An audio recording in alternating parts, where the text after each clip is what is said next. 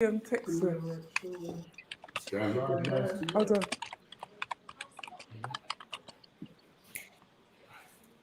Hi, good evening, good afternoon, good morning, wherever you are in the world. Welcome to today's event. I'm really excited. We've got 3 amazing presentations coming up, which I'm sure will get you thinking about diversity, your career strategy going forward, and understanding the world that we're living in, because we have to understand the world is changing, and we need to understand how we fit into that world as well, with an understanding of feeling more empowered and not being a victim of the circumstances. So I'm really happy. Bear with me, but we've got some dynamic speakers. The first one is going to be, so we've got Commander Sue Williams, who's here. Great career, 36 years plus in the service. Amazing experience. So she'll tell you a bit about that. Then we've got Patience Ogunbona. So I hope I got that right. And basically business trainer, consultant, certified transformational coach. So she's going to bring in the emotional intelligence side of it, and because the world, how do we fit our lived experience? Because they talk about lived experience, they talk about bringing our authentic self into the workplace, but actually they have a culture which we know it's systematic models and all of that. So it doesn't really blend for us to be true to ourselves. So you see there's a lot of people stressed out, and the whole thing around mental health coming up. So once lockdowns release, it's going to be interesting to see what the transition back into the workplace will be like, especially around our mental health. And then I'm so pleased to welcome, first time, we've got Lily Jampol, and she sent me, this is what I'm going to talk about. I was like, go girl, because everybody is tippy-toeing around the narrative and everyone's nice and polite. And she went, no, this is what I'm going to talk about. No, I've got to have her, by hook or by crook, I've got to have this woman talking. And I hope she comes in like as we would say, like Muhammad Ali, ready, all fist blazing, to give us a real knockout tale about diversity. And I think that will stimulate the debate. Our audience, please don't sit there and don't send us any questions or don't participate. It's pointless. The whole point is for us to have a good debate. They come in with some really good questions, and let's just get going. So I don't want to take up any more time. Sue Williams, are you there? Sue.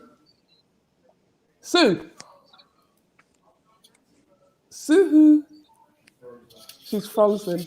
So, did you get in touch with her? Sue?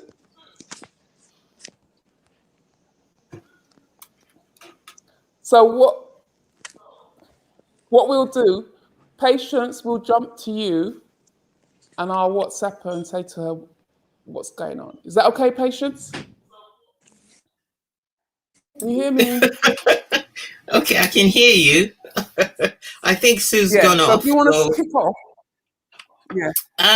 Well, okay. So Patience, so the talk is about privilege, etc., and basically looking at how the whole narrative around unconscious bias and how it impacts on us in terms of how we deliver, how we perform, and our mental health being, and how we go forward. So I want it from your point of view, not my point of view, so that we get something okay. in. All right, thank you. Go for it. Your time. Yeah, thank you for that. Go for it. Yeah. Well, one of the things that I wanted to start by just, the story. When I was trying to prepare for this, I was thinking about what's happened in the world and versus a woman's journey at work. So I sometimes say to people, 3 strikes and I'm out. So basically, as you well know, I work with introverted women and I'm introverted. So that means I call myself AKA the visionary introverted woman. So I've navigated the world with the being a woman, and being introverted, being Black. So you have the fact that maybe you come across a lot of glass ceilings that you have to navigate, that you have to look for how you push up and how you and I was thinking about what does that do to you. And I think spoiler alert if you have not watched Moana, because so there are two people in there in Moana herself, who had an identity crisis, and then you have the later story of the mountain, or the female mountain there. And interestingly, it was female, and a man stole the heart of that female. And having stolen the heart, there was anger, there was aggression, and there was this volcano that nobody knew what the volcano was, so they called it one thing or the other. So in the journey that Moana was making to take this heart back to Tahiti, or that's the mountain, and put it back there, hoping that it will calm the fire. On getting there, there was a lot of tussle between Moana and this mountain. And what then happens is that she finally recognizes that actually this mountain is the same nice, beautiful female goddess that they've always been looking forward to. And by putting the heart back, the identity came back. So basically, I think when you're navigating the world of work, the whole not having the opportunities, or struggling with trying to have a voice, or struggling with trying to navigate the whole power system or bias, means that sometimes you lose your identity. So I came across a few things, a few words recently as navigating the whole, because with the COVID-19 and the pandemic season, we've had a lot of time to sit down and really reflect. So basically hear what we didn't want to hear, see what we didn't want to see, and actually have to face that. And one of the words that I came across that really resonated is gaslighting. I don't know if you've heard of that word. It's a term that refers to trying to convince someone they're wrong about something, or invalidating their experience. So I believe that a lot of times people would say, oh, I'm not getting the opportunities, but people will invalidate that, because it's like, what do you mean by you're not getting the opportunities? The policies are there, and we're following the policies. So it ends up making you feel that sense of, doubt in yourself, that sense of not having confidence in your own viewpoint. And in the end, you kind of give up and have that loss. But also, I think it's also about the fact that I always say that the world is created in a certain way. There's a default system in the world. So basically, if you're introverted, the default system is extroversion, for example. So the default system, things are designed in a male-dominated world. So you have, even in the workplace, you have the fact that there is this power, whether visible or invisible, women have second place. The CEO, Shirley Sandberg, she did a TEDx talk once where she talked about the fact that women actually check out before they have to leave, because they have all these circumstances, all these other things that they have to think about, like, oh, if I get married, I'm the one to look after the children, I have menopause, I have this and that. So they're actually leaving the table, leaving the conversation. So inclusion and diversity, there is a need to say, okay, not just you are on the table, but your voice is heard on the table. That means it's not just inclusion, it's acceptance and belonging, and having a voice in that space that makes a difference, that makes an impact, and having the opportunities that you need to have. There's the other word that I came across that is very important to recognize, is that sometimes in quite a few organizations, because I did internal audit before I started corporate, before I left the corporate world. And one of the things is the corporate governance code that insists that women should have a space. They should have a space in the boardrooms and whatever. And with the corporate governance code, it's either you comply or you explain why you don't have to comply.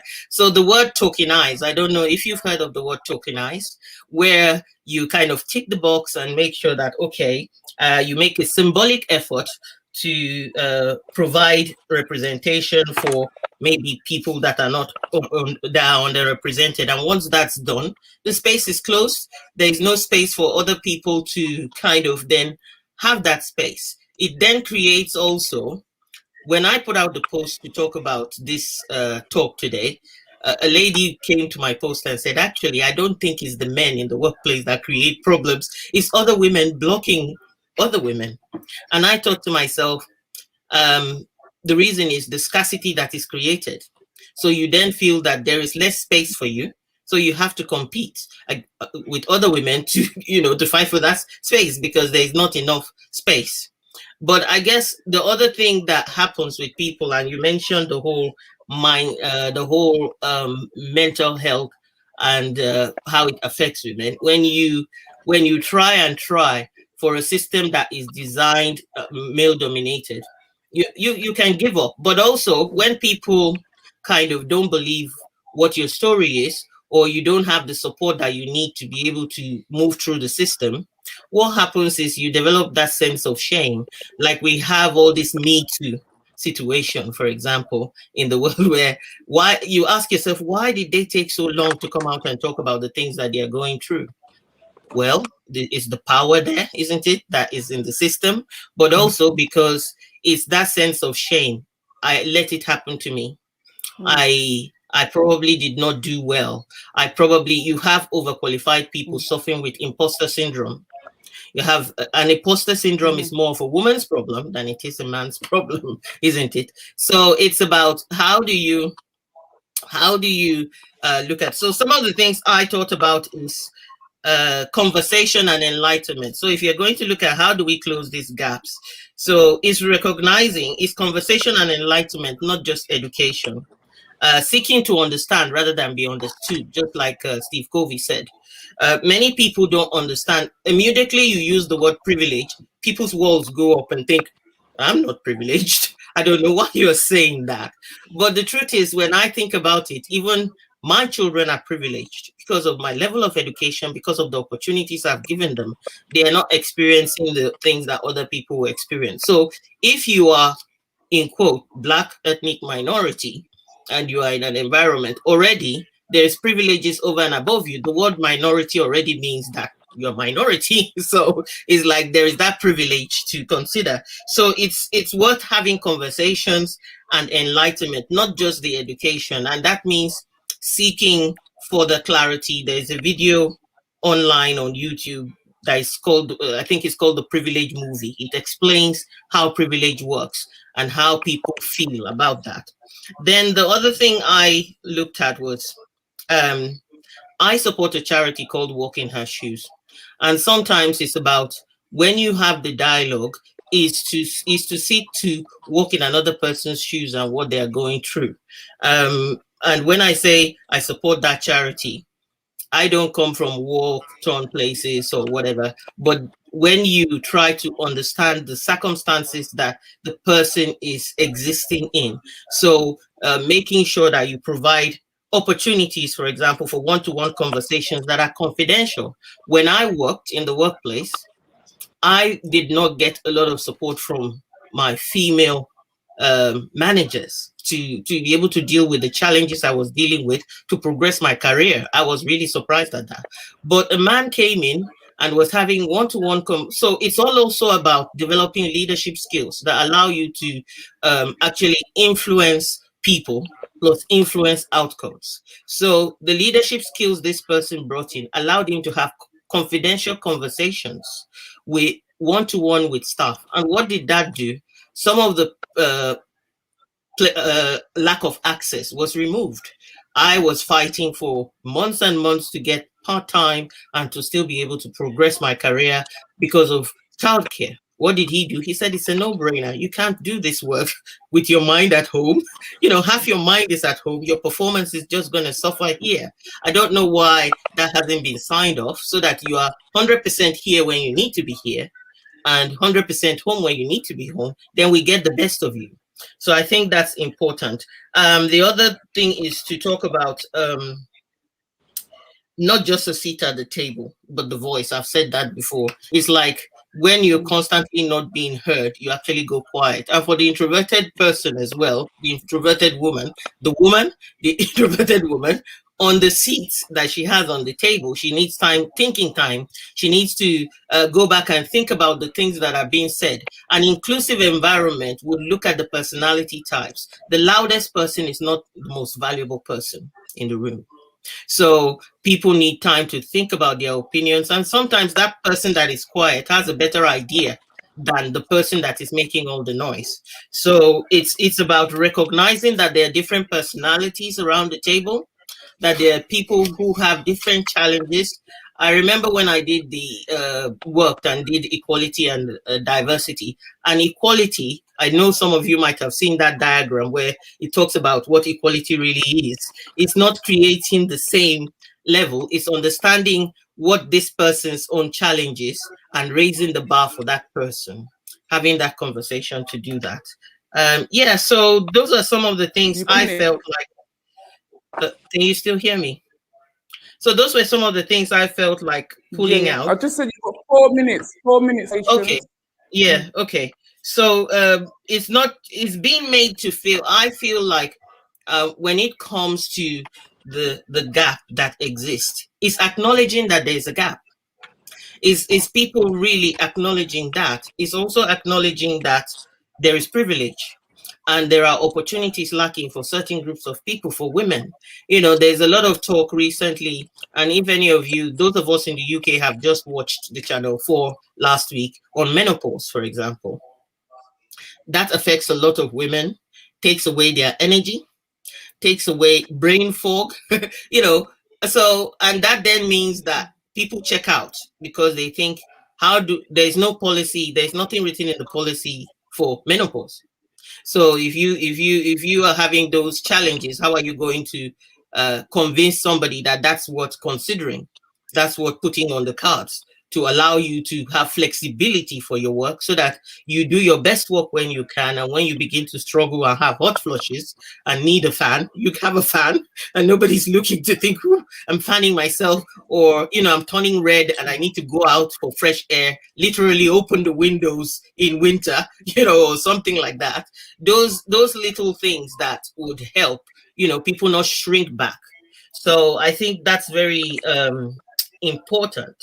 The final thing I want to say, maybe from a Black woman's perspective, is the fact that the whole gaslighting element that I talked about from the beginning is recognizing that many women feel like, I used to feel like my lived experience was invalidated all the time by people. Oh no, yeah, no, not a big deal. Yeah, it's the same thing. You can't say that. And it's so like, yeah, it's not the same thing.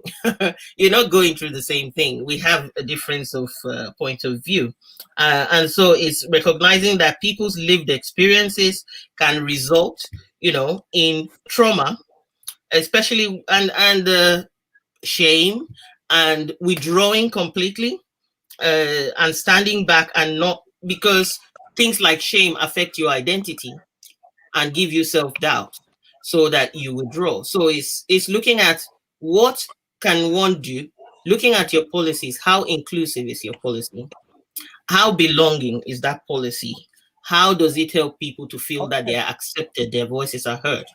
So that is what I have to share with regards to the gap in the workplace. Okay, I think a couple of things came out for me, and I hope we can go back to discuss them. One is about your voice, having a voice and being really heard. I think what jumps out to me is the workplace is changing, and as it changes, I think we have a responsibility to ensure that fits the way we want to work as well, rather than, because I always say it was built by men for men. Well, now we're in the workplace, we have a responsibility to actually make sure we are heard, and this company is still profitable, because they'll say, well, it's about the profits and the productivity and blah, blah, blah, blah. But the reality is still about that power and that privilege that they have there. I still believe that. And I think that with the whole, the whole Black Lives Matters and everything, it's just brought everything up to that they can't hide anymore. They can't hide the systems, the models, and that's good. So that now we can say, we can have that uncomfortable conversation now, whereas before everyone was scared to have that conversation, especially around race. Whereas I think for women and gender, they benefited more than the Black women did. So now it's about, how do we move on? But then there's also the point about Black men in the workplace. Do they have a voice? Because a lot of them have to play the game. Well, not play the game, but they have to adapt to that cultural vision of the organisation, which is, and I think, Lily, you'll know, when they did that report and they were saying, because the Black people like to wear bright colours, and in the boardroom, they don't, it's not for them, it's navy blue, grey or black. But and so it was, and then the white managers found it difficult to manage the Black men. So you have to look at some of the things, like same, a group think, that whole thing about privileges, about where did we go to school? Where was my education? What were the networks, my social networks?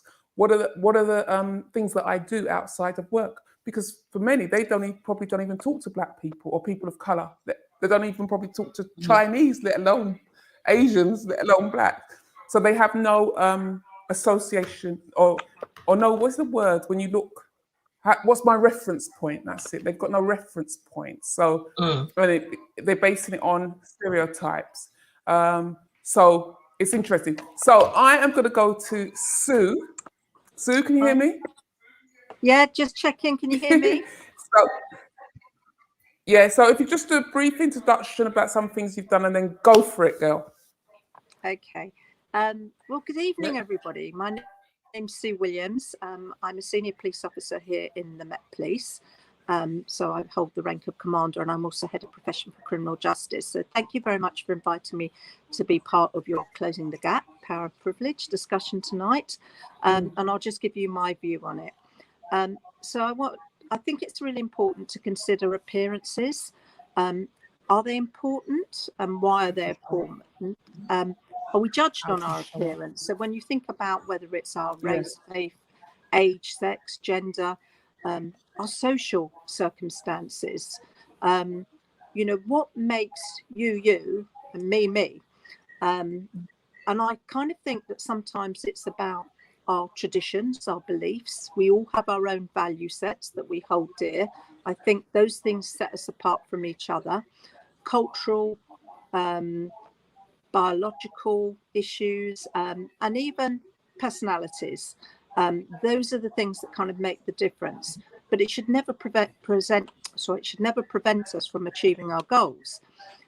So when you look at me, what do you see? You see a white woman, middle class, professional, educated, senior police officer, powerful and privileged, I'd like to think.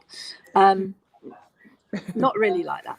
So never got A levels, never went to university, went to comprehensive school, came from working class background. My parents were working class. My family history was immigrants into the UK, and we suffered hate crime. So I do kind of get from people that suffer hate crime because of their appearance, how that can be. My own daughter goes to a state school, not in private education. So when you look at appearances, they're often difficult to judge. So what about power? Power is about influence. It's about knowledge. I have it because I have nearly 40 years of experience and skills of being a police officer. So within my own environment, I would be considered powerful because I have that knowledge. hopefully that respect. And it enables me to be part of the organisation, to contribute to my organisation, communities, society, but also respecting other people along the way. And then privilege. So privilege can give you advantages. There are benefits over others. Often that can be marginalising or targeting social groups, or what you see in society. In the police, generally, we all start at the bottom and work our way up the ladder. I know there's been a few schemes where people come in, but generally speaking, we all start at the very bottom of the ladder. But of course, there's been favouritism. I've been in this organisation a long time. Like is to like. So when you see someone who is very similar to you, people have an affinity with those individuals and move towards them. And when you're on promotion boards, you get, yes, of course I like what you're saying, because you look like me, you sound like me, you think like me. And of course, we have to challenge those perceptions. And that's what we've been doing in the Met Police, in policing, certainly for the last 30 years. And that doesn't feel like it all the time, but we have been doing that. And then when you look at employment, people feel that privilege gives them that step up the ladder. And probably it does. No one came knocking on my door asking me to do promotion, giving me the good jobs. I've had to apply for everything I've ever done, and I've had to make my own way throughout my career. So I've never been given that step. I've been given opportunities and I've been given projects, which has given me that experience I need to get the competencies to apply for promotion and other roles. But you've got to put yourself out there. If I never put myself out there, I'd still be working the beat. So how do you close that gap? Well, you've got to be in it to be able to close it. You've got to change from within.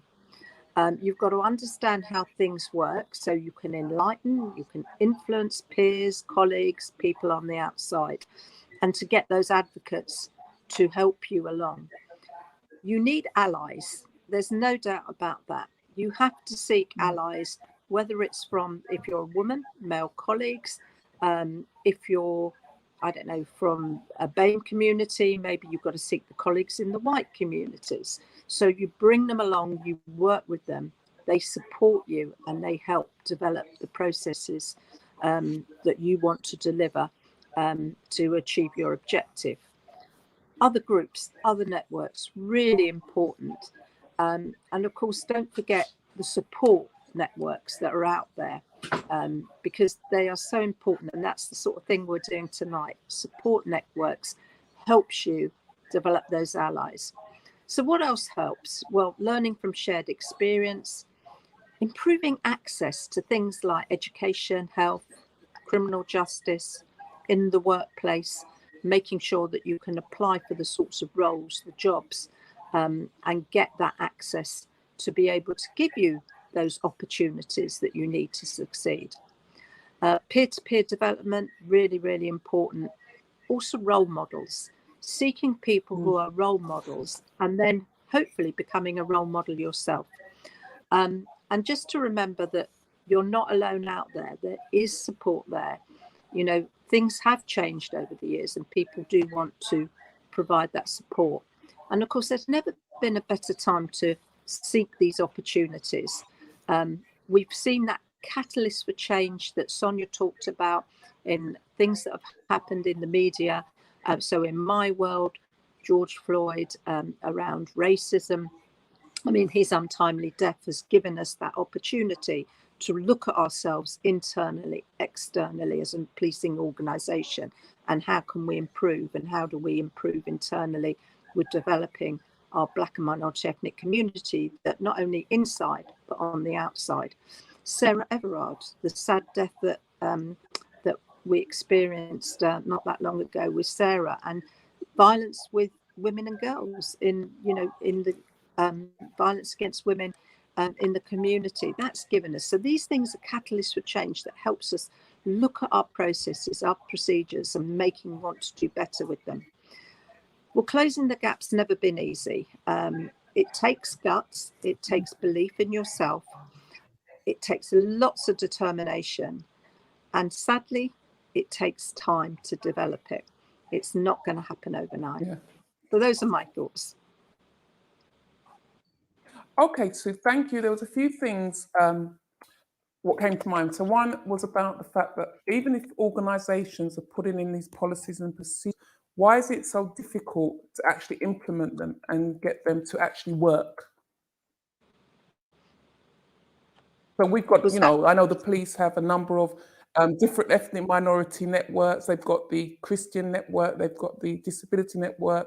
So they've got a number of networks. They've got all the right, they can say we've got all the right groups, we've got all the right boxes, but it never translates into real change. And, you know, why is that? If people are saying we want change, we want to make a difference, we want to make it a better place for the next generation, why is it that it's been so difficult to make that change? And it often feels like we're stepping backwards. So we've got the language, but we haven't got the action.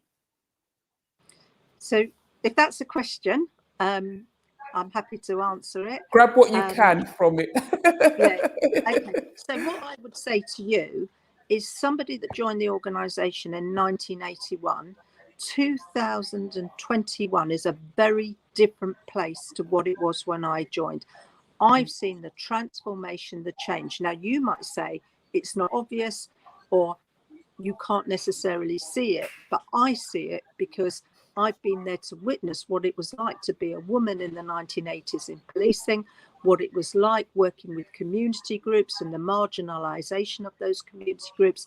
And I see a completely different environment. I'm not saying we've made it. I'm not saying we're where we need to be. And clearly we're not, because we've still seen from those incidents I mentioned earlier, there's a need for change, more progress. But I certainly see a difference. But this is what I said, it takes time to get there, particularly in organisations like mine, that's such a big ship to move around.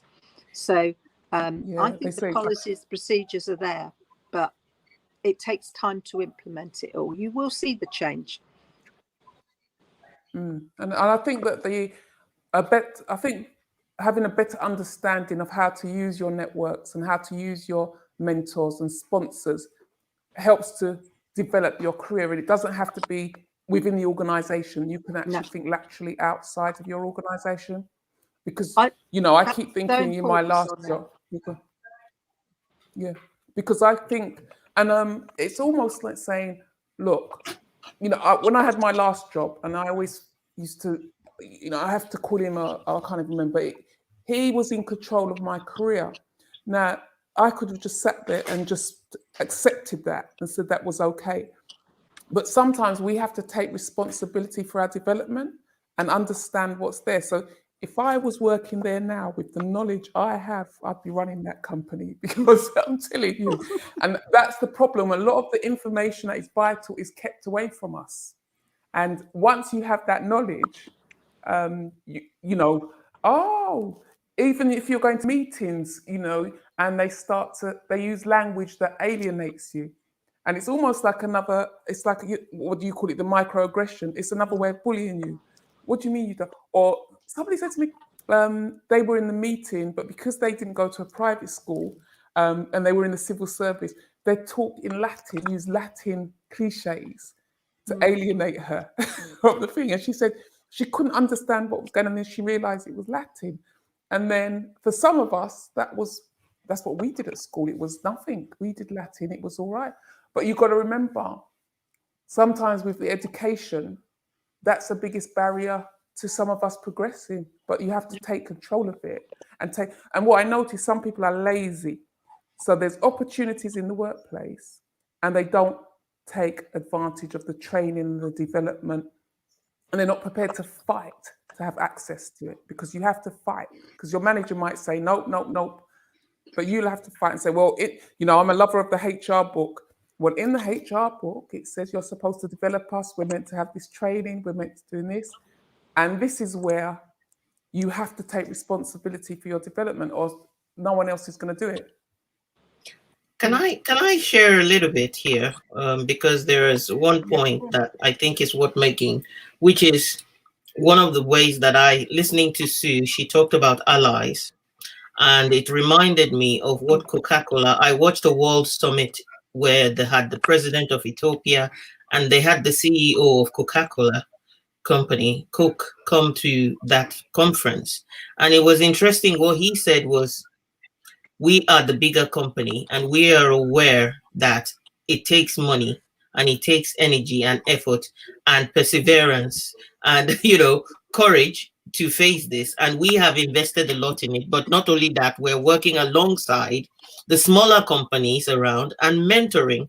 So the word mentoring feels like, even when you're in an organization and you want to be part of the solution, you can choose, in a position of authority and power, to mentor other people of underprivileged or unrepresented groups of people, helping them know where the access is to the development opportunity.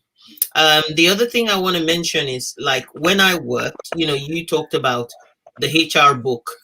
People change the HR book, trust me, because when I worked and I wanted to apply to get to the next level, I am always all about progression. The first thing I was told was, yeah, the course you want to do, because you've trained yourself outside, we cannot sponsor you for that anymore.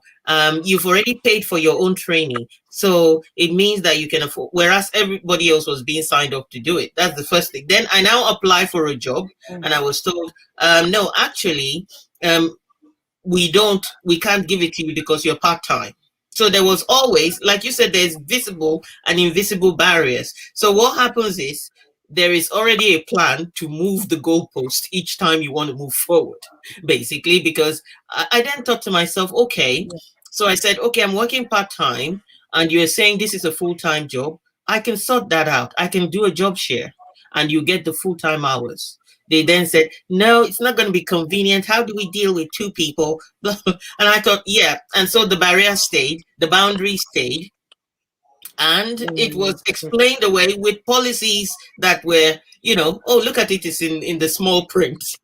We have the right to make what works for us. So I think it's taking a look at, I always say the top down and the bottom up is kind of that approach. Yeah. So I just thought I'd share that as a lived experience as well. They totally get it. Yeah. No, but the senior management team, they get it. They absolutely get it. But it's for us to take responsibility to get it for ourselves and make a plan. And as Sue says, it's not going to change overnight. When I decided, for me personally, when I was there thinking, oh, they're going to help me, that'll be nice. Oh, they've got my career. Nothing wasn't going to happen. You have to be like a little warrior to fight for what you want. And I'm sure, Sue, you've had to fight to do some of those opportunities you've had, and you've seen what those difference. But you've got to toughen up if you want to see the change. And I think nobody's going to give it to you. You're going to have to, as you say, build alliances, get the champions and get your sponsors, and that's it. Sue, did you want to say something? Yeah, I think, Sonia, that I can talk from my organisation experience. Our senior leadership, I think, absolutely get it. They know where we need to be, what we need to do. We've had huge campaigns called Leading for London, like real inspirational leadership programs, which most of our senior leaders have been through. And then we've taken it down to our junior leaders, our sergeants and our inspectors. And I've got to tell you, they don't get it. We sit in on some of their sessions and it's almost like going back 10, 20 years. And they're a lot younger than me. But it's about the people at the top know what they want to do, but you've got to drive it as well from the bottom. And some of these people just are not taking the opportunities that we're giving them to make that difference and drive that change through. And it's disappointing, but we've got a new leadership program and we're absolutely determined to kind of stoke the bottom up to say, we're giving you this wonderful opportunity, grab it because it will help you in the long run. And I think the good thing is that even if we're doing leadership programs and it doesn't work, change and move to the next step, because we're in a different time. I mean, our parents, my mother didn't have that opportunity to say, oh, my vision, my passion, my da-da-da. So their sacrifice has been for us to be able to have the opportunities that we have today. And I believe that we should still fight on, because it's a different battle. And I think that sometimes they're wearing us down because it's been a long, long journey. And then you've got to mentor the next lot coming up. And sometimes it could be hard because they might have the creativity and the innovation and the energy. And you're just like, oh God, I'm just too tired for this. It's just, we've done this process for so long. Anything, Patience, do you want to come in again? Patience. Couple of, yes, I wanted to just mention about leadership that she talked about. So leadership, generic leadership, recognizing that generic leadership doesn't always make the difference. I've been involved in transformational roundtable sessions, leadership training. What really makes the difference is values leadership, because one of the things that causes problems at the bottom level is culture. So, and sometimes the people at the top don't see that culture and the way it's interpreted.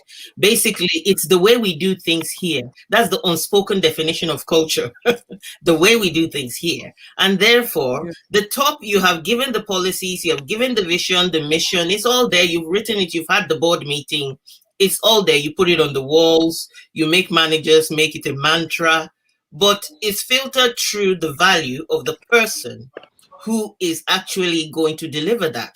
And if their values are not aligned with the organization's values, that is ingrained in the culture, then you can't win.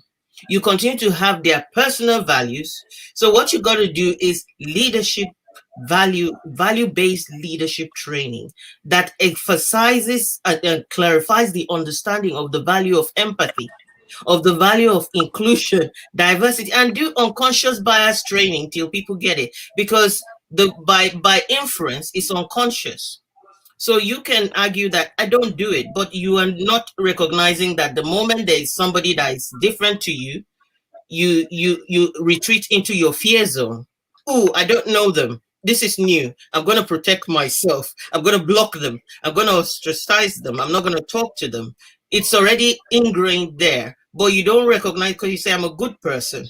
Yeah, I'm a good person. So, but suddenly you find you're not recognizing that because it's ingrained, it's in there. So it's a difficult situation, but it has to, the conversations have to continue. The strategies have to be reviewed. One other thing I wanted to say is when you look at the statistics of maybe people that are going off work, going off sick and everything, look at the proportion of the disadvantaged group to the privileged group. Try and understand that, because the strategy you apply for maybe job, people leaving work or people resigning or people going home and being sick will help you see that the statistics might be skewed towards the underrepresented group of people. And therefore you can then align your strategies in that way, as opposed to a generic strategy for, oh, we're losing staff. Of course, you might be losing staff, but it might be men going to a better position, not the women who are struggling with their childcare and having to give up because nobody is looking at the policies, you know. So that's some of the things I just wanted to add to that. Brilliant. Brilliant. So now it's time for Lily to come in and work her magic, my little tiger Lily. So many ideas. I'm really looking forward to what you're going to share with us, and coming in all the way to California, isn't it? Coming in. Yeah, I am in California. That's right. I've had so many ideas while we're having this conversation, and I don't want to completely derail the conversation. So I just wanted to add one last point to that, which I think will segue well into the next point that I'm going to be making.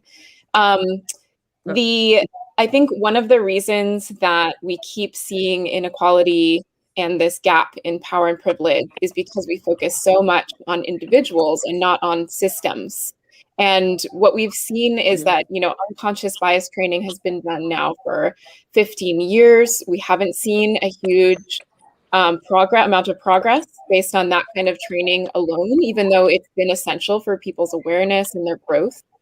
But without the proper mechanisms for actually enabling that growth within organizations, people can't do the work. And I think, Patience, you raised this earlier, there's that psychological phenomenon of believing that you are not the bad one and that you couldn't possibly have those biases, even if you are aware that you might or that other people might.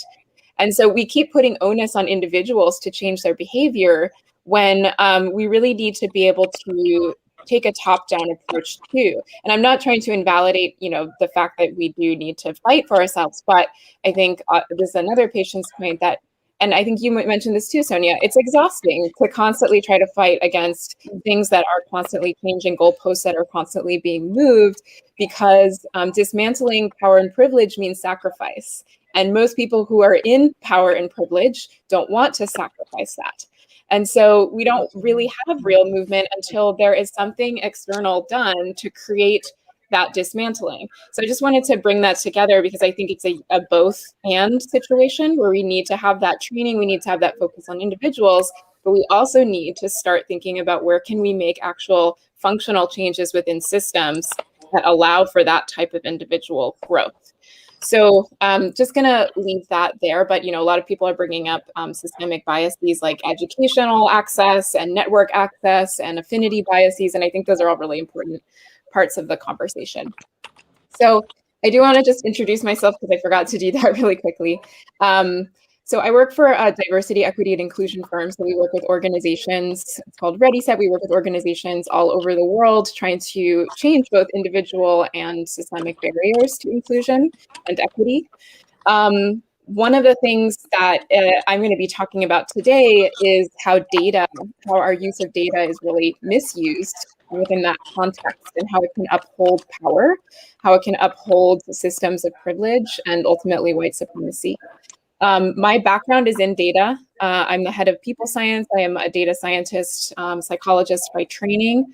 I've worked with data for quite some time, and I do research. And so this topic's really important to me, but I've also been able to uniquely, I think, see the way that data has been misused. I work a lot in Silicon Valley, where data is everything. And I also want to start by saying, data is not essentially bad, right? We always think more data is better. Data is great. It can help us make a case. It can help us be able to influence people. It can also help us make good decisions. But I like to think about the things that uphold systems of bias and discrimination that we might not be able to actually see or are not that obvious. And the misuse of data is one of those things that I often see. Data is biased. We know that data is a tool. You can present data. You can use data any way you want. Ultimately, it's up to who's using that data, who has gathered that data, how that data has been gathered. Everything about data is biased. It's a storytelling device. It's a way to be able to talk about things. So how are companies misusing data? First of all, let's start with how data is used as a crutch, which leads to risk aversion, so a lack of innovation and progress in DEI. Folks will often have this kind of show me the data attitude. So when we're working with organizations, folks won't want to start working on diversity, equity, inclusion issues until they have the full picture. They want all of the data. Why do we need this? What has been done before? But the thing is that diversity, equity, and inclusion work is still pretty young. We don't actually have that much data out there that shows, what is efficacious in an organization. And so it's hard to be able to bring that as a reason for why we should be doing this work. The humane reason, the moral reason still hasn't gotten to the forefront where people, although that's been changing this year quite a bit, but there's still this show me the data attitude. There's also this focus on best practices. I'm sure you've heard this term best practices before when it comes to diversity, equity, and inclusion. And people want to know, well, what has been done in other organizations, or what do we know works that we can use towards ours? But that leaves out really important contextual information, right? So humans are very messy. We know that. Organizations are super messy, and each has its own issues going on, different structures, different types of people. And when we try to apply best practices to things, it often can backfire. So you may have heard of this research a while ago showing that people who had white sounding names versus black sounding names were getting callbacks to job interviews at a different rate. So people who had quote unquote black sounding names were not getting called back to these interviews as often as white sounding names. So what happened was a lot of these companies started taking out the names from resumes to say, okay, well, now we're going to do a blind resume search, and that way we won't be biased. Now, that backfired in situations where recruiters were actually trained to look for diversity within their applicants, where we actually saw the opposite thing happen. So people were calling in fewer folks from marginalized identities because there was no information about those identities. And so when we think about what context means, we can't just employ these blanket approaches thinking that they're going to work in every single context. They can actually backfire. But that's what we're often seeing and how data is used to make a case for doing some of this work.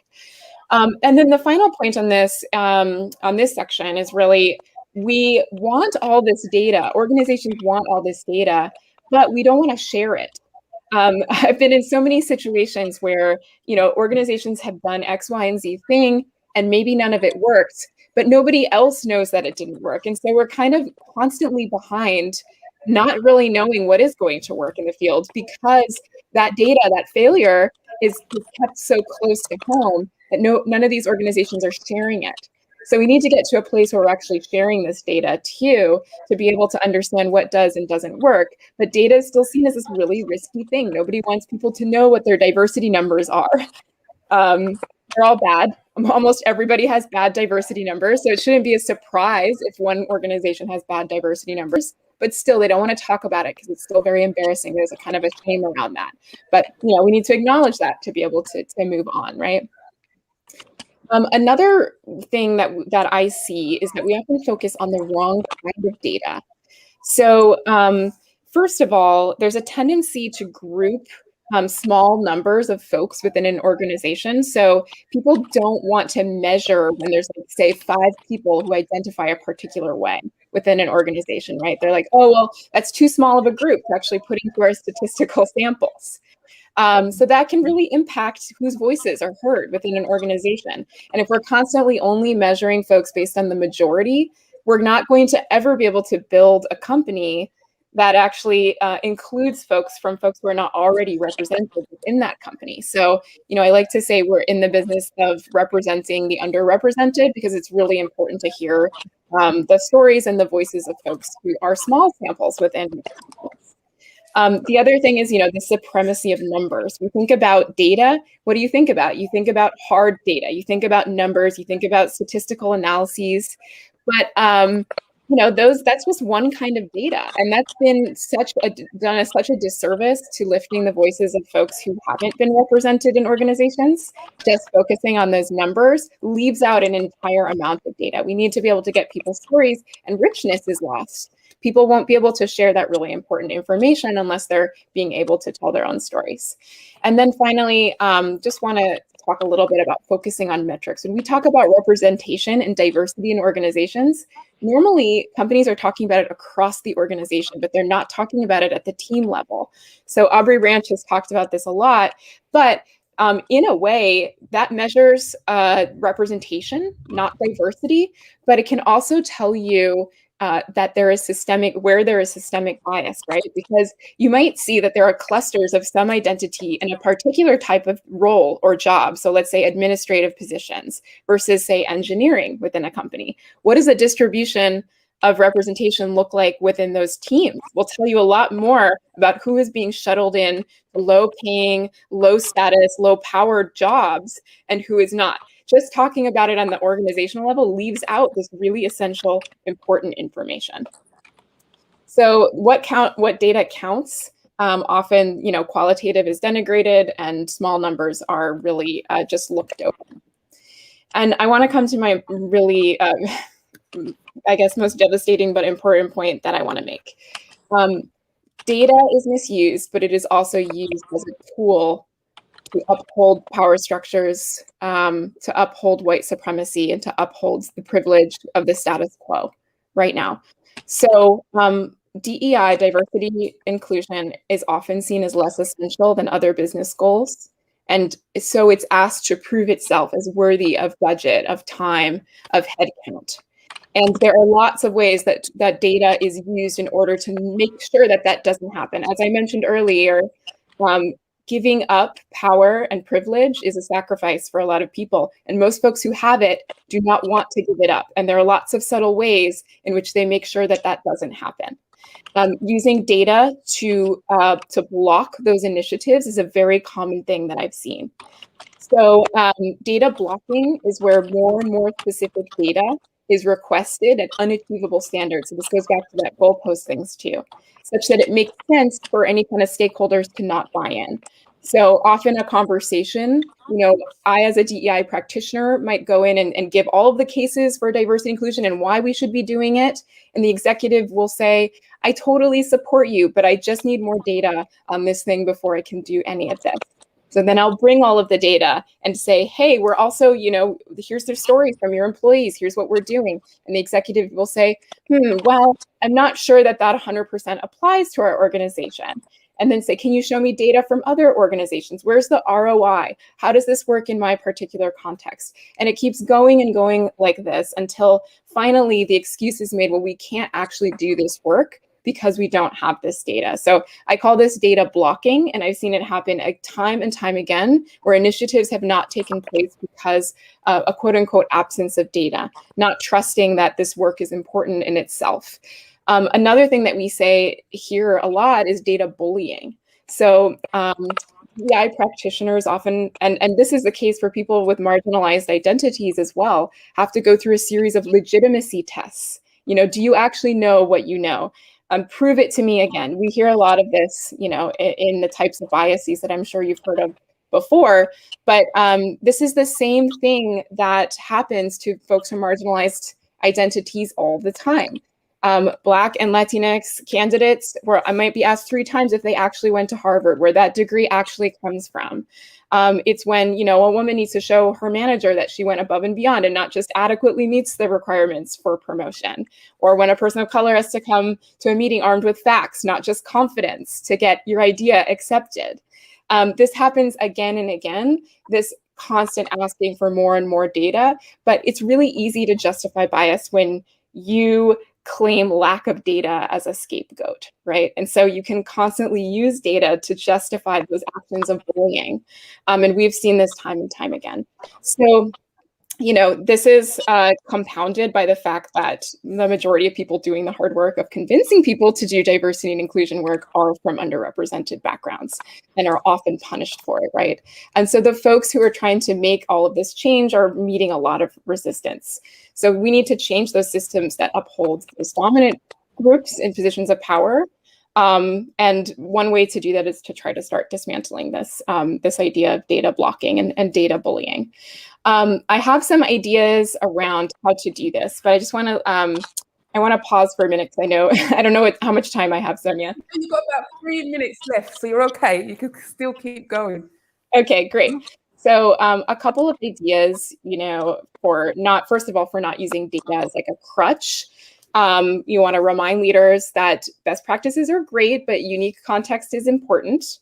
And celebrate the risk-taking element of diversity and inclusion. I think we often see this as a really risky endeavor, and we should absolutely minimize harm when it's done, but can we shift that mentality to trailblazing and innovation in ways that we do with other business goals? In terms of focusing on the right data, we want to take a look at data holistically. We want to use everything that's available to us, and we want to be able to analyze it at every level and analyze it intersectionally, because we want to make sure that we're not just focusing on one identity over another.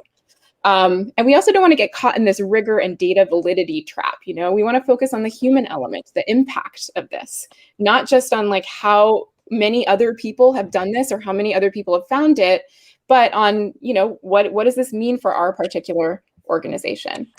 And then, for the dismantling the data blocking and bullying, data should not be an excuse. It should be a value add. It's something we aspire to, not a tool that we use to deflect that hard but uncomfortable work. If you see it happening, you can call out the truths that you see. There's no such thing as objective metrics. Not doing the work is risky. You can use influence tactics. I love using influence tactics, but you can get your foot in the door. You can highlight the risks of not doing the work, but also give some quick wins that make it hard for them to say no. There's some easy stuff that doesn't cost a lot that you don't actually need data for, that you can get people to say yes to. And then ultimately, question the questioning. Get allies if you're an ally. Advocate for those who might not have that privilege, and use your own tools and your own emotional bandwidth to do so. If you see someone being data bullied, you can intervene in the moment and stand up for them in the moment too, and call out what you see. So my final thoughts on this are just that data is a tool, whether we like it or not. It's one that can be used for good or for evil. It can be used to create an argument for either side. People will hide behind data, data with a big D, data, to not do the work. And that's a reality. And we need to reframe data as a resource and a public good that is necessary for DEI, but not essential to doing it. We don't always need data in every single circumstance to do diversity and inclusion, or we won't make effective progress. And ultimately, this allyship question really is essential. How can we be allies to each other, especially those of you who do have data skills? It's a great opportunity to jump in and be able to help determine what is useful and what is not, and really dismantle some of that data blocking, because ultimately that will keep the folks who are in power and create a status quo, and uphold those systems of oppression. So I'm going to end there. I know that was a bit of a esoteric talk, but no. You brought out the geeky side in me. I quite like to listen to. It's just I think a few things. Allies is coming out really, really, really a lot today, but also the data blocking. I really liked that, the data blocking, because if we understand it and we've got a word for it, we know what we're trying to push against, and having that voice is going to be so important, because we've seen it. It's not anything we've never seen before. We've lived this throughout our careers, and we've seen it happen to other people. We've seen it in different sectors, etc. But in the allyship, I think as we move forward, I think people are becoming, they're coming together more to make that change. Rather than, as you say, do it on your own, do it in my own company. I think people are moving out and reaching out to other people to say, well, look, if I need to make this move, if I need to make this change, I might not know it, but I feel more comfortable reaching out to people, which is some of the things we're going to do. Sue, I can see your eyes going, because I know this data stuff for you in this force is quite important, isn't it? I mean, there's so much sense that, Lily makes in some of the discussions, and, some of the things she says resonates quite a lot with me, particularly, when you don't always believe someone that they've done it. And I had a lot of that much earlier in my career when, people would say, you've really done this, I might have been a sergeant, but superintendents do that. You couldn't have done that. And no, I did.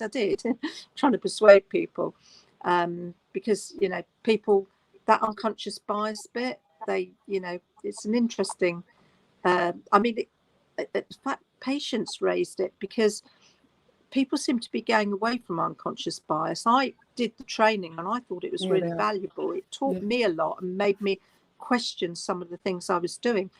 But I've been told that it's a bit of a no-no now. People don't think there's any value in it. But anyway, sorry, I'm move away from Lily's. But now they're doing intersection.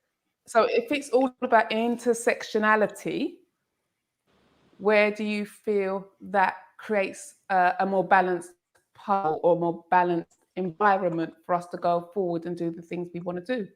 Because there's the bit which is the I feel, so which is, or you've got the diversity, which are the policies and the models and the thing.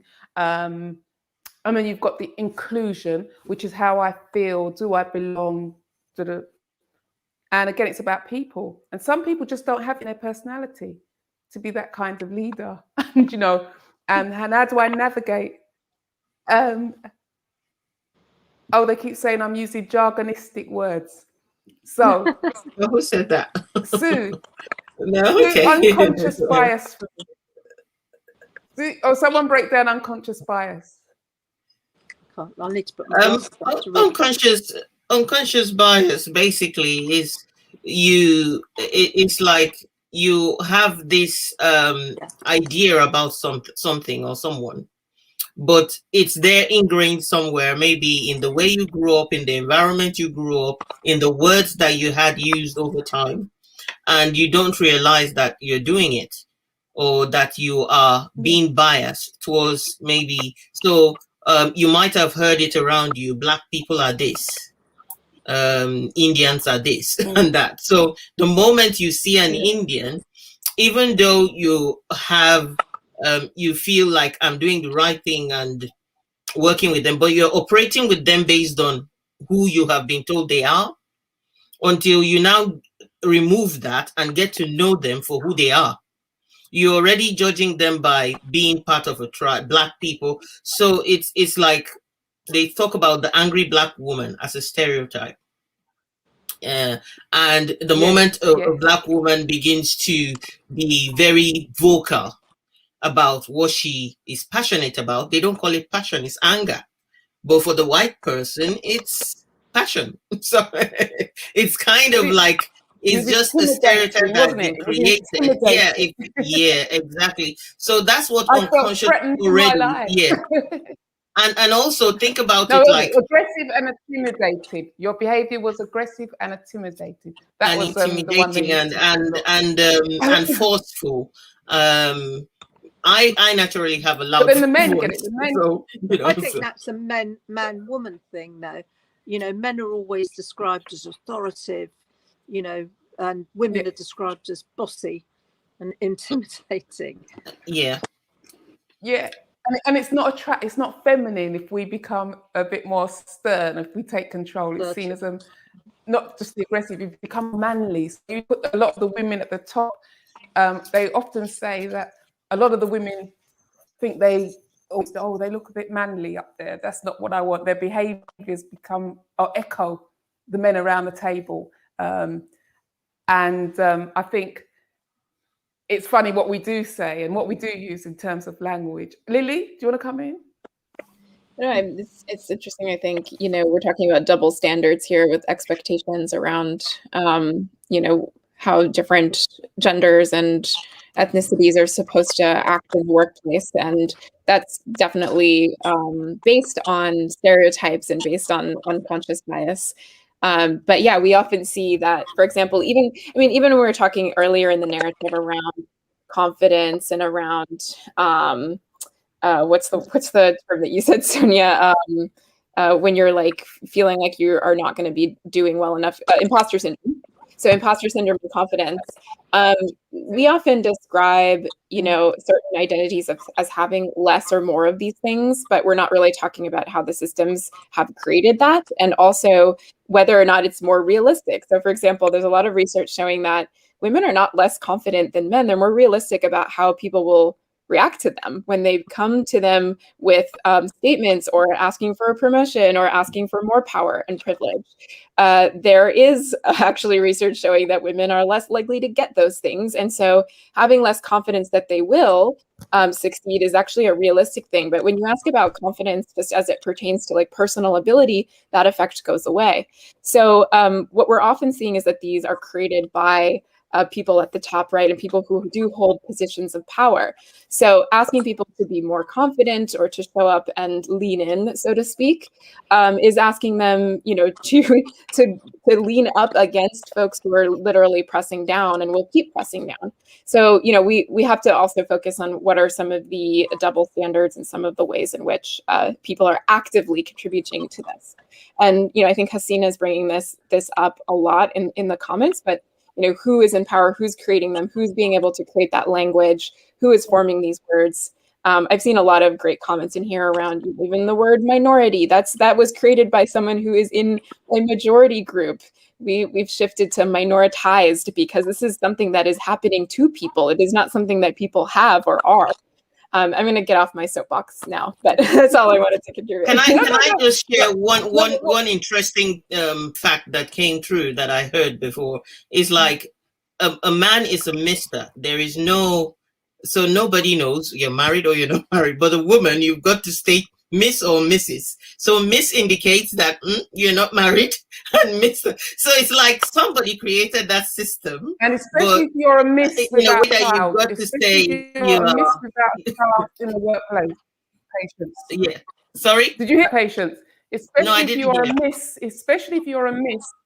if you're a miss without a child and you're expected to stay while the mother has to rush home, and that creates a level of resentment in the workplace, because it Yeah. does, because it feels like you've got to stay and they've got to go, and your bosses expect it. So Sue, I how think do you one of feel? the things. Sorry, Sue, go ahead. Oh, Sue's lost again. Hello, She can hear Sue. me. Yeah. can you hear me? Yeah. Sorry, did you ask me a question? I couldn't hear that bit. I was listening to. All right, do your bit around. You did a lot of stuff. This chair keeps going down. You did a lot of stuff around blind applications for into the police service, didn't you? So when we were looking at changing the way people were recruited. Yes, so they do that. They do take names out so that, well, certainly in promotions as well. We tend to anonymize a lot of the promotional data. So you can't see if they're male, female, you can't see the name of the person, because then you're just judging it on the information in front of you and not on who the person is that's applied. And they do that to a certain extent in some of the some of the recruitment exercises as well. They anonymize it. So I'd love to talk more about this, because I think it's such an interesting thing. And I feel like we're moving from this kind of erasure of identity, because that is what that does too, right? Is erase identity as part of the application process. But identity is really important to people, and it's important to who you are and the experiences that you've had. And it's important to make sure that identity is celebrated and not just seen as an obstacle to access to these types of systems. The other thing that erasing identity does, or taking out any kind of information like that, it's still pinned upon this idea of meritocracy, that if you just have the same level of accomplishments, that you'll be fine. But we know that people don't have the same level of quote unquote accomplishments. The things that we use to measure competence are proxies, like university, where you got your degree, whether or not you went through a traditional process of work, whether you've not taken any years off to have a child or to take care of a sick family member. And so that stuff will still show up in resumes, regardless of whether you have a name or identity or gender. And so ultimately, no one's ever going to judge folks the same way, just based on information alone. That's going to have systemic biases inherent even in the very processes. So how can we reframe this as, no, we want to go a non-traditional route and take people who do not show up as our common understanding or proxies of competence or what we think will make a great employee here? Can we expand our definition of good talent to include diversity, essentially?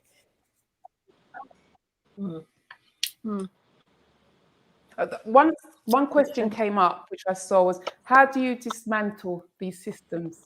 What suggestions would you make for dismantling these systems? So we know that it's systematic D&E, it's all systematic models rooted in. It's going to take forever to change. But how do we start to dismantle these systems, these models? I think Sue has mentioned the role that the police and the changes and what she's seen in the different and the need to introduce different strategies, like leadership, for example. That's very useful. But there's one thing that Lily said as well that I wanted to emphasize in looking at CVs. So the minority group would also not have the same amount of experience sometimes.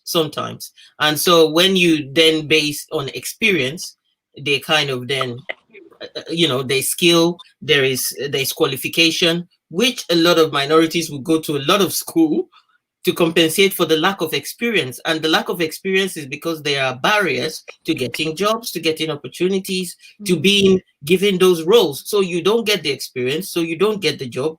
And the longer it takes to not get the experience, you become overqualified because you keep trying to compensate. So there's that element. But I think that one of the ways that companies can make a difference is also think about strengths.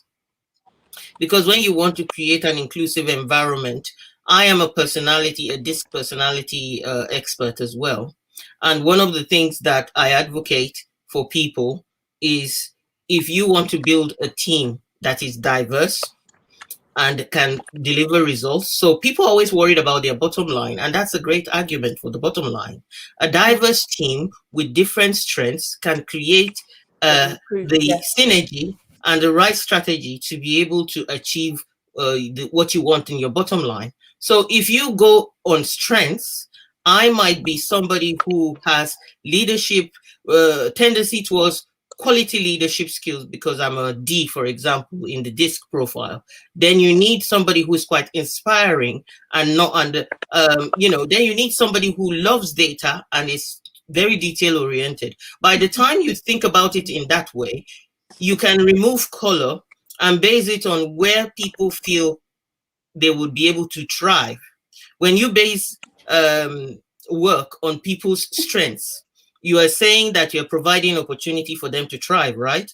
So it's kind of one tool that I think you can actually use if you want to be unbiased and if you want to create a team that will help you achieve your bottom line, is to look at strengths and talents, and that becomes a contribution already that you know that they can make. And then for your benefit as an organization, you nurture that strength, you amplify it. You're able to understand that a person who has natural strengths for leadership can get leadership training. The one that likes data can get data analysis training to amplify those strengths. And you then take away the whole, you are still looking at them as an individual, but not based on color, based on strength, based on capabilities, based on potential, and working towards that. I believe that companies that are willing to do that can make a difference. No, I think the challenge is we're saying that we're going for talent. So the big word is talent, talent, talent. We want the best talent out there. But what does that look like? I believe, and a lot of what you said is correct, but actually, are organizations ready for that movement and for that shift? Because, let's say it's 3 trillion a year, and they say, all right, we're going to give the D&I team £250,000, and it'll probably be made up of salaries, etc. That's a distraction, because that isn't going to actually make a change in the organization. But everyone's going, oh yes, it's really great. And you can see that happening now with a lot of the organizations. We'll give them some money, keep them distracted. And then when you look back, that's why there has not been many shifts. So you look at the financial sector, there's been no shift in terms of women. You look at the fact in the top 1 FTSE companies, it's gone back down. It's less women now. There's no BME. There's not even a brown man in there. Things wrong in terms of these, that we're still trying to say, look, come on now. We can't go on like this. We can't go on. And especially if women have to work until they're 75. Can you work under these conditions? Well, the trouble is everybody's fighting for the same talent pool, aren't they? So, we need to give people a chance by looking outside that talent pool, because there's some wonderful, wonderful people out there that have got the experience and the skills, but we're just not giving them a chance. And that's sometimes looking at things like qualifications to get into a role. So, I think for the police, you had to have five GCSEs. But then when you look at some, right, I had to think what they were. But then when you look at, some of our young people, you've got people that want to be in the police that live in a household with 8 or 10 other people and find it really difficult to study. To get that GCE at a B level might be really difficult. The fact they've got it at a C or D, given their circumstances, is a real achievement for them. And sometimes you've got to come back and say, well, have we put the bar, I'm not saying too high, but, you know, are we preventing people in by artificially putting the bar here? Whereas if the bar was there, we might get some really good people coming forward, you know, that would support us. And then you're not just going for the talent at that level, you're looking at the talent at that level above. Right. And to riff on what you're saying, Sue, you know, this idea of talking about it being a bar at all, I think has done a disservice to folks who have quite a few strengths, but you know, there's this narrative that we have to lower the bar in order to get folks. And I totally see what you're trying. I'm not trying to see that. I'm saying maybe another way to say that is to say that we should reframe the criteria that we're looking for when we're hiring folks, because who designs that criteria is based upon a very particular prototype of what talent looks like, and that prototype often matches what you are. The person who's writing it, who's already in the organization, is basing it on what they did, and the successful people in their organization who happen to be part of dominant majority groups, of course, they're looking for other folks like them. So you're already building bias into the system by matching talent based on your prototype of what talent is, and that talent is already existing as part of someone who's in power. And I think your point's very good, Sue, that we have to redefine what talent is in order to be able to move past this bar argument, so that we don't, you know, do a disservice to folks like that. And I think, you know, interpersonal, there's a lot of personal work to be done. There's also a lot of systemic work to be done. And I want to go back to a comment that someone put in here that, you know, it'd be great to have more diversity on panels. And I do think that's great, because you wouldn't need blind resumes if you had more diversity on panels, right? The whole point is that, you know, there's someone who has a particular identity who's looking at this and might be biased, but that will become less and less essential if we have more diversity within those panels, the folks who are doing that interviewing. And then, you know, on the systemic side as well, when we're looking at creating new policies, oftentimes in recruiting, we use systems like referral processes, right? So you refer a friend, and that friend is put into the front of the line to be looked at, their CV to be looked at.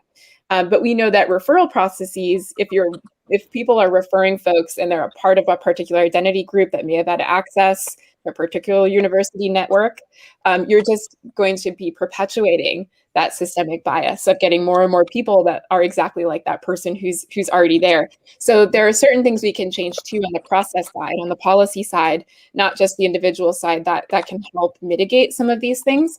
But ultimately, I mean, education is important too, and shifting that narrative from, you know, someone who is competent to a more like growth-based, as Patience noted, an expanded version of a culture add versus a culture fit. We often see the term culture fit. Who can I have a beer with? Who can I go to the cafe with? Somebody like me. We have that affinity bias. Someone who's shared my past experiences, I'm going to be automatically more attracted to as a person, as a recruit. You went to the same school as me. Oh, great. We already have a connection.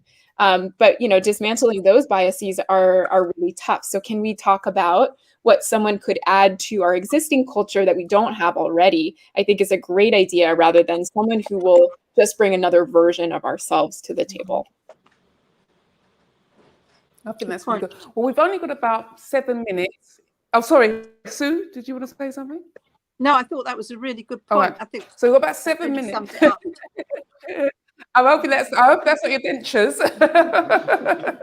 So we've got about 7 minutes. So let's kind of wrap up so that we can. And are there any comments you've seen in the side that you would like to respond to before we come to the end? I think, you know, give them a chance, because they've been coming in thick and furious. I think somebody mentioned about while you choose pigeonhole. So somebody mentioned about pigeonholing, and I think for me, the word talent that I used is kind of a red herring, in a sense that, you know, what I was trying to emphasize was more of strengths, core strengths. And I know that I also use the word values, and some people recruit based on, are your values aligned with our values? And we have to be realistic in the real world that if people do that, then that's important as well, because if you don't agree with the values, you're not going to come and align to them. And that's important for the organization. So I get that. But when I talk about, I'm not talking about just talents, but core strengths, innate capabilities that are probably there and underdeveloped that you can actually find from doing the reports and things. That would help you if you're interested and have the energy to do the work to create a diverse team. Then it's now, after you've done that, you now work on the inclusion side of things, which is you have all these diverse teams. You don't want the person that shouts the most or has that personality of being dominant taking over the whole thing, that the other people don't have the space. So you have to do the diversity work in getting a nicely diverse team, male or female strengths and everything, considering all of that, because it's also about temperament and it's also about, tones, and we can't stop people from wanting to create the right work environment, but the tools that they use to create it alongside, and the courage and desire to do that. But once you've done that, then you now have to, the seat at the table is not equal to the voice at the table. The voice has to be seen at the table, because it has to be heard at the table as well. Something that came to mind. Yeah, so it came to mind. Sue, it's not Myers-Briggs, but what was that model they used to use to make the different mixes of personalities to make a good team? And it led to Maslow's whatever. But they used to have this thing where colours. You'd have to make up colours. Was it the colours? Yeah. Okay, I can't remember. And there's quite a few on the market, and we did it in our Leading for London, and it was, if you're in the top right hand box, you're very authoritative or very, I don't know, transactional, and if you're in the bottom box somewhere, you're very pink and fluffy and chatty and have stories to tell, and you might be analytical or you might be more community minded, and it kind of, but it was never you're in that box or that box, you're in a combination somewhere. You're a little bit of everything, really. But what we could do was match up our teams to say, we don't want the personalities all of one kind on a team. We want a team to be made up of different personalities, and we could look at those personalities. What was interesting was, if you put the personalities on the table, people couldn't guess who they were. You'd think they would, but they can't. Yeah, it's psychometric testing. Thanks, Yeah, Donna. that's something like that. About 2 minutes, Lily. Anything you want to add? This has been a fantastic conversation. We're solving all of diversity and inclusion in this conversation. Just kidding. That'll never happen. I'll always have a job.